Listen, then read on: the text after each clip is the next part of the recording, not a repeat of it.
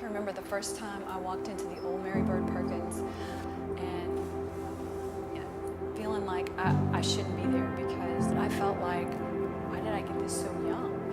The more that I've been involved with it, the more I realize it's not a young or old person's disease, it's anybody's disease. When we heard the word cancer, it was heartbreaking. It was a whirlwind.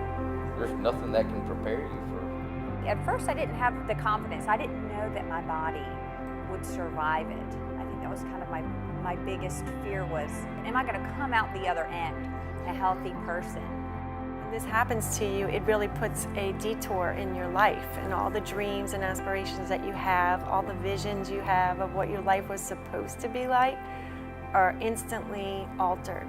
And you can't expect anybody to handle that well. It is very, very scary.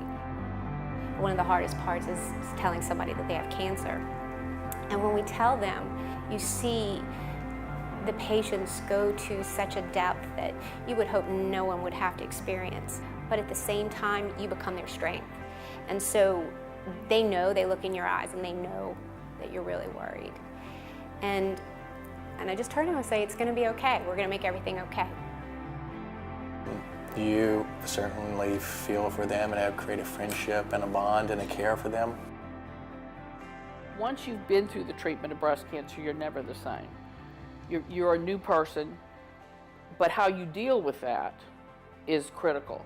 They changed the way they look at life, all because of how they've been treated with breast cancer. I'm a cancer survivor myself. 14 years ago, watching my family go through it, watching my patients go through it, I can tell them, you can do this. And they'll look at me and go, there's no way. And I go, I'm here, I did it, you can do it too. I really think that a big part of my job is sort of managing fear and expectations, not even just recognizing what's a breast cancer or not.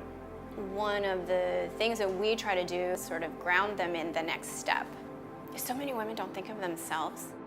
We need to shepherd them through this process. Take care of them like they're our own child. When a person is faced with their own mortality, or at least think they are, and cancer is one of the words that causes that to happen, they have to take off the layers that they use to cover their soul to get through their normal day. And at that time you can see their light or their fire, and it changes their perspective and how they interact with their family and friends and the rest of the world. My job is to take away that anxiety as much as I can, to let them know that we have full confidence in our treatment and how we can take care of her problem. It pretty much tells them that there's a chance here that I could go through what sounded to me like a very devastating condition, and having my breast removed, which is, their image of what womanhood is to them, and it could be restored. And in many cases, better than it did preoperatively. The moment that most impacted me was when my friend that I grew up with and have known since I was 2 years old called me with her diagnosis of breast cancer and said, what should I do? I'm treating her as I would have treated myself, as I would treat my mother, and obviously my best friend. When patients have reconstruction, it reconstructs their whole persona, the way they feel about themselves. They have confidence. They can go into a room and not everyone's going to know that they've had cancer. And when they are a survivor, they don't have to constantly remind themselves or think about it. They just begin living life again. The life that they have known, it's gone. But what they don't realize at that time is what is before them, although it's scary. Every woman that I've seen go through this, they make this unbelievable transformation. And it's the power of being a woman, it's the power of being a mother and a wife and the caregiver, and to see those women alive and smiling and beautiful on stage.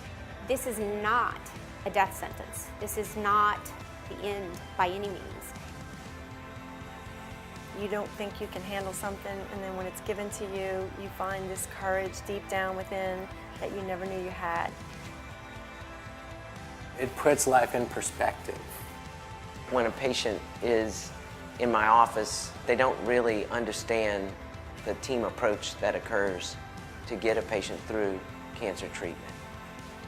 Sometimes the littlest thing you do for somebody is the biggest thing you could do for them. When you see your patients go through what they go through, the road that they travel from the diagnosis through the treatment, through the recovery with cancer, anytime there are events like this that you can participate in that helps showcase them. They're the celebrity. You know, they're the heroes, and we're just lucky to participate in it.